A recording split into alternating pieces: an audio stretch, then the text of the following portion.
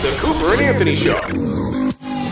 Everything drives you crazy. I love that as soon as we start, like we're not even beginning and you're just like, oh, it drives me crazy. Because we have to talk about a celebrity thing. But listen, I'm doing you a favor. We're not doing anything Kardashian and Kanye West right now.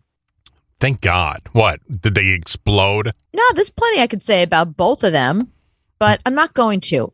This show is going to be Kim and Kanye free, even though I just said their names several times.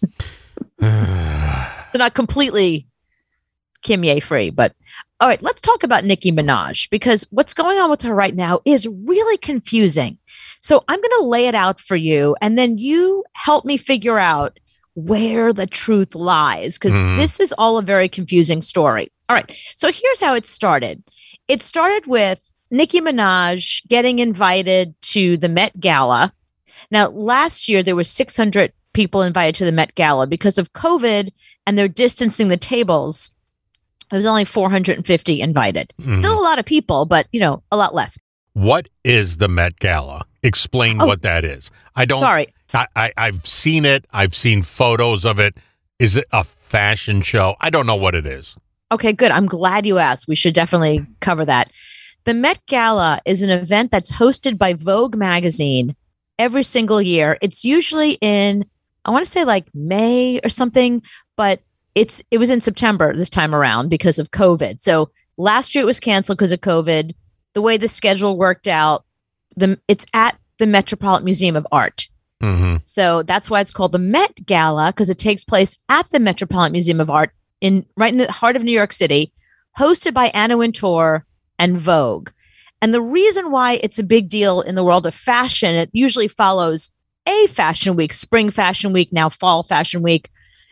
It's because it's a fashion event, because it's Vogue. And every year there's a theme. And that's why you see all the crazy costumes and the weird outfits. It's because they're living up to the theme. And part of the Met Gala is, as wacky as you can possibly be. Some really wackadoodle outfits and some iconic fashion moments happen there. Things that you maybe would see on a red carpet, but not a regular red carpet. You know what I mean? Like, so maybe is it really horrible dress year? Is that the thing this year? You would think it was that every year. No, this year the theme was like history of America or American dream or something with the word American in it. I can't remember what, but it was something like the history of America. Usually it's stuff like, machines meet women or something weird. It's always something wacky so that you get a lot of people wearing a lot of like really, really odd, over the top outfits. It's a chance for designers to just go all out and just design something really crazy for J-Lo or something really crazy for Sarah Jessica Parker or Rihanna. So this year was a big deal only because the youngest co-chair in the history of the Met Gala is Billie Eilish. So she was a co-chair. It was her. It was that poet Amanda Gorman, that beautiful very young girl from I think Harvard, who read that poem, that beautiful poem. But she's not known for fashion, though. That confuses No, me. it's not about fashion. I mean, the event is about fashion, but people are invited who are important in the moment. Got it. Okay, so it was like last year. Rihanna's like a co-chair every year because she's an icon. But then alongside Rihanna is always like kind of a weird mix of people. So this year it was Suni Lee, who is a Olympic gold winning gymnast. She won the gold medals. It was Timothée Chalamet, the actor. It was Billie Eilish, and it was Amanda Gorman. So those four, very young. And Anna Wintour said, like, they are the future of fashion. They're the future of iconography. So I want them to start being part of the Met Gala now. So anyway, so it's a big event. It's a big deal to get invited. It's $30,000 a ticket and $300,000 per table. So is it just a big lunch, or is it fashion show? Is it like the Gracie lunch that we went to? Is it stuff like that? It's a dinner. Okay. And it's a very who's who, and there's always performances, and it's usually like Broadway performances. Like I think one year the cast of Hamilton performed. This year I forget who, but it's always like a big event. It's performances up on a stage all night. Oh, okay. Basically, yeah.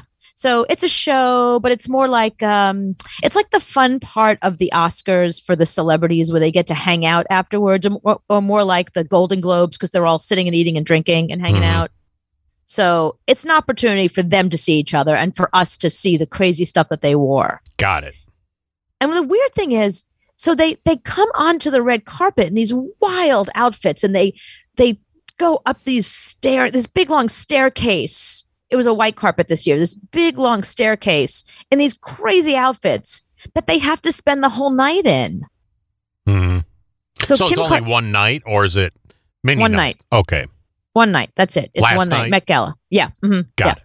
And Kim Kardashian was dressed like somebody's shadow. She was head to toe black, but when I say head, I mean literally head. She had like this face covering and a ponytail. She looked like Kanye. Because you know how Kanye likes to cover his face and wear those weird full masks, like his entire face is covered. She looked like a ninja. Nice. Yes. Ninja Kim. She looked like a ninja's shadow. So how did we know it was her?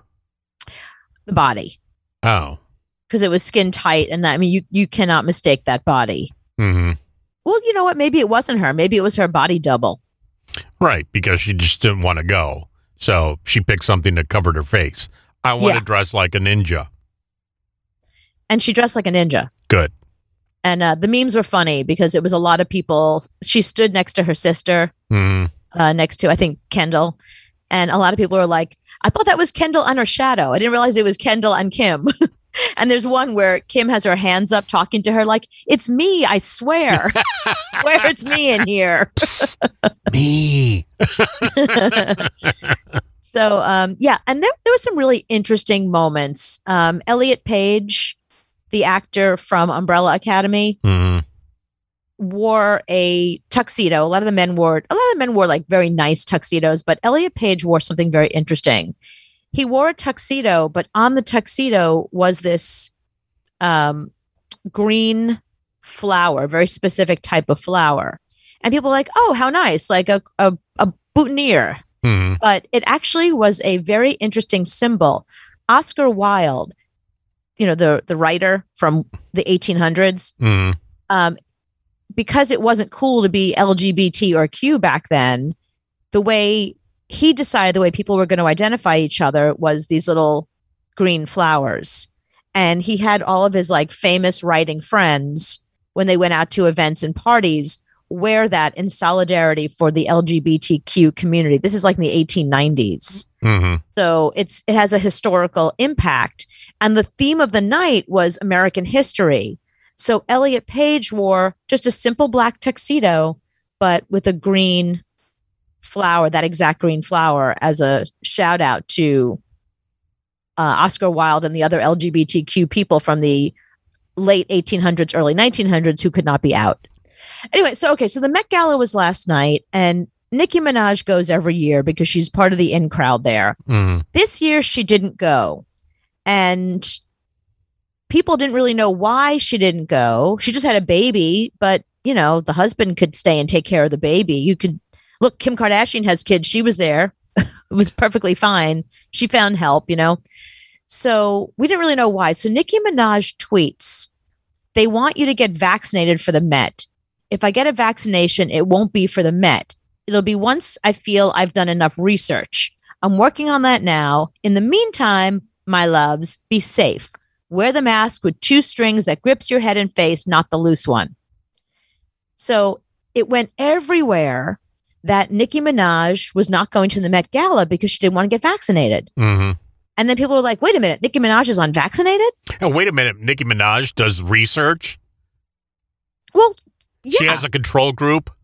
Well, she wasn't holding the research. She wasn't saying that she was conducting the research, although she did have a poll. She has 22 million followers on her Twitter. She did have a Twitter poll where she asked, which vaccine did you get? Pfizer, Moderna, J&J something else. So that she actually refers to that later on in this conversation that we're about to have, where she says, see, I did do research. And she calls that poll her research, by the way. The next tweet, so she gets very upset because now it's everywhere that she didn't go to the Met Gala because she didn't want to get vaccinated. Mm-hmm. So then her next tweet is, and I quote, my cousin in Trinidad won't get the vaccine because his friend got it and became impotent. His testicles became swollen. His friend was weeks away from getting married. Now the girl called off the wedding. So just pray on it and make sure you're comfortable with your decision and not bullied. Okay. She thought those couple of tweets were just going to sit there. The first thing that happened was thousands of her followers asked Twitter support to take down that tweet for misinformation. Either take it down or mark it as misinformation. Because, exactly. Yes, there's no evidence at all that the vaccine causes you to become impotent or swollen testicles. A doctor who is also an author with over 500,000 followers tweeted at her and said, sorry, this is not a side effect of the vaccine. It's called hydrocelia. In adults, the two primary causes are injury or STD like chlamydia or gonorrhea. Mm-hmm. Probably your cousin's friend was taking one last marriage fling. He picked up an STD and is blaming vaccines. He needs an MD stat. Okay. Mm-hmm. Okay. My favorite part of all this is like a beside the point thing. Then a woman tweeted at this doctor, my husband got chlamydia from wearing a mask on a business trip. Okay.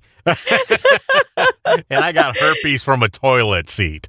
Right. I love that this woman's husband went on a business trip, clearly is banging his way around the office or, whatever country he's in on his business trip, comes back with chlamydia and tells her he got it from wearing his mask. Mm-hmm. That's what gives you chlamydia. Right. And she believes it enough that she gets on Twitter, and she has like 20 followers, to tweet at a doctor that has 500,000 followers that he might be wrong about where you get chlamydia because her husband got it from his mask. Well, that's as stupid as the Nicki Minaj tweet. That's the same thing. Saying that you got chlamydia from a mask is the same thing of getting big balls from the vaccination. Absolutely. Absolutely. So, and then the other thing, the fact that Nicki Minaj tweeted this herself. They want you to get vaccinated for the Met. If I get vaccinated, it won't be for the Met. It'll be once I feel I've done enough research. That's what she said that. Okay. Mm-hmm. So the media ran with that. It was everywhere. It was in Page 6 and Yahoo News and Entertainment Tonight. Everybody covered it. And then Nicki starts getting mad, saying that they're all liars. They're all lying. They're lying about what they've said. That's not why she didn't go to the Met. She's claiming she didn't go to the Met because she has a young daughter and couldn't get childcare. And breastfeeds. And breastfeeds. Right, exactly. But it's like they didn't get that out of the clear blue sky. They got it from the tweet that you tweeted that is still up on your Twitter page. So I don't understand where your confusion is in this. So if this isn't bad enough, if this isn't enough of a like Twitter blowing up over Nicki Minaj not being vaccinated, Joy Reid, who has a show on MSNBC, her own show on MSNBC, decides that she too is going to chime in about this whole Nicki Minaj thing. And this escalated it. If it was at like a 4, now it's at like a 12. Thanks to this. Okay. I know you can't go higher than 10, but here's what happened. And people like Nicki Minaj, I have to say this. You have a platform, sister, that is 22 million followers. Okay, I have 2 million followers. You have 22 million followers on Twitter. For you to use your platform to encourage our community to not protect themselves and save their lives, my God, sister, you could do better than that. You got that platform. It's a blessing. It's a blessing that you got that people listen to you, and they listen to you more than they listen to me. For you to use your platform to put people in the position of dying from a disease they don't have to die from. Oh, my God. As a fan, as a hip hop fan, as somebody who was your fan, I'm so sad that you did that. She's there on her own show. And she happens to be sitting there with 2 white men. And she's a black woman. And the reason why that's relevant is because Nicki Minaj starts saying that those tweets that I just read to you were a joke. It was a joke. Can't you take a joke? And she went on a whole Twitter rant that is still going. It started right after that show last night. It is still going on 24 hours later. Like, she's still tweeting about this, and people are tweeting at her, and she's tweeting back. And Meghan McCain got involved. She told her to eat shit. And okay, so Nicki goes on Twitter calling Joy Reid an Uncle Tommyanna, like instead of an Uncle Tom, an Uncle Tommyanna, because the two white guys next to her are nodding their heads in agreement. So Nicki says she was joking. She says she supports vaccine, and she points to that poll that I just told you about that she calls research. Okay. She also said the Met Gala was lying about why she wasn't there. But I just read you her own tweet, like what she tweeted about this. So, and now people are really attacking Nicki Minaj. As well they should. If I would have tweeted that, they would have put me in Twitter jail. Yeah. Because I don't have 22 million followers, they're going to let that one slide. That's not right. You can't put that information out there to that many people and it be wrong. That's why Facebook and Twitter banned Trump. It's because of things he put on Twitter. It's the same thing she did. They should ban her. Well, I don't think they should ban her. It's one tweet. You put them in jail. I mean, you put them in jail for a few days. Yeah, in Twitter jail. In Twitter jail, you can't say anything. You don't let them keep going. You show them, no, we're watching. And it's 22 million people. It is a big, huge following she has. Yeah, no, you're right. And that is misinformation for sure. Yep. And the fact that it went on and on and on, and it's still going on right now. But Nicki Minaj and all of the Barbs, all of her, fans, her fans of the Barbies, they're all saying that she's joking. This whole thing is a big gag, and that she is going to get vaccinated, and that she's encouraging other people to get vaccinated. And she points to this one tweet where it was a fan that wrote to her and said, I got vaccinated. I did it for my family. And it's great because I know people that died of COVID. Now I know I won't die. So Nicki Minaj retweeted that and was like, yes, sister, yes, absolutely. Go for it. So she's using that tweet as see, I support vaccinations.